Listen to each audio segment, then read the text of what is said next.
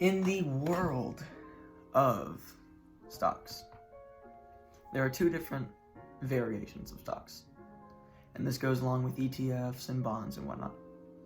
There's dividend and there's growth.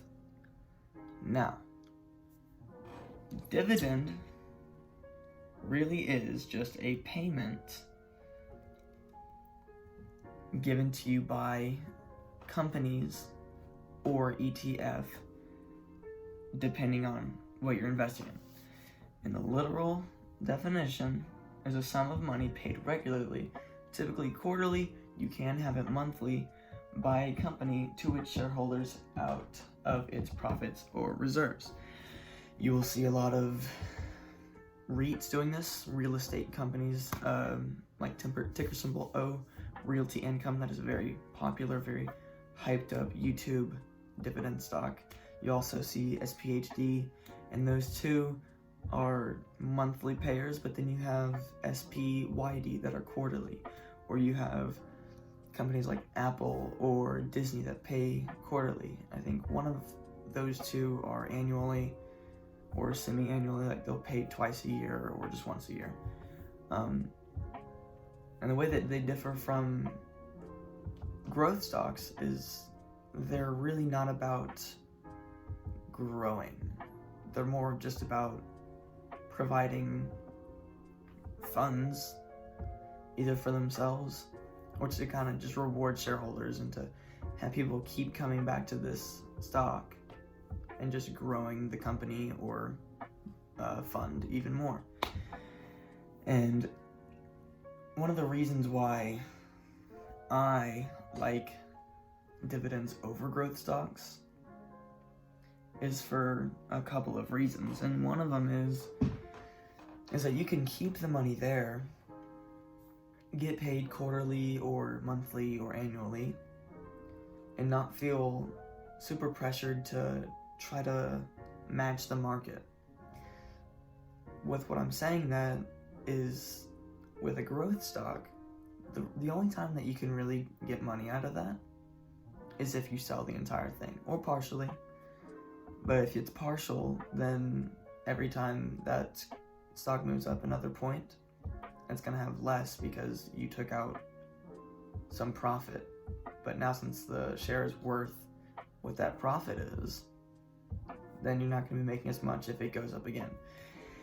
So that's a great way of just maintaining profit. You get to keep the profit, or I mean, it's there technically, and then you get dividends. And really, the dividends are cut from the stock itself. It'll go down, but if you reinvest it at that lower point, and even then some, when it recovers, you'll have more profit, and then you'll have more dividends that next time you get paid dividends.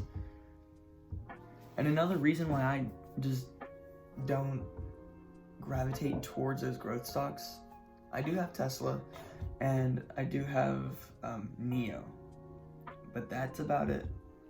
DFEN, Tesla, and NEO are the three growth stocks that I have. And I have 5 dividend, and then 3 growth. The only reason why I have those 2 or those 3 are just to pull them out whenever I'm trying to buy a new car, right? So that's kind of there to ramp up savings, because I know that those are gonna go up a lot in the next year, 2 years, and that's kind of the time frame of me wanting to get that vehicle. But for people that are constantly buying into growth stocks, those are more day traders. And then you could have those that have growth stocks in the retirement fund, but those just serve different purposes.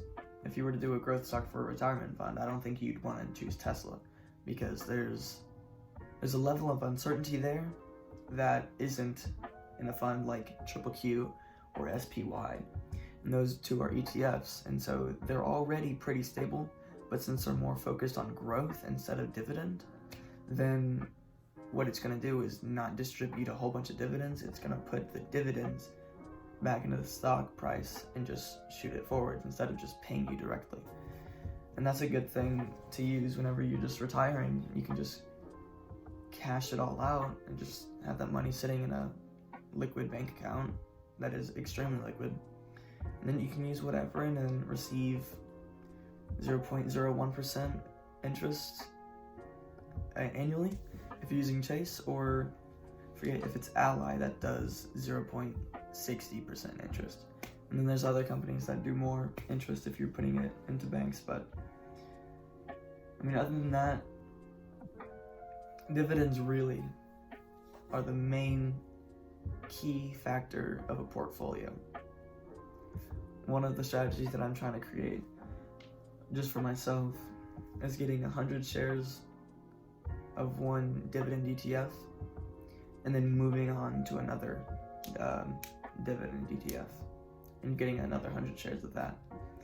And hopefully by the time that I really am tapping into these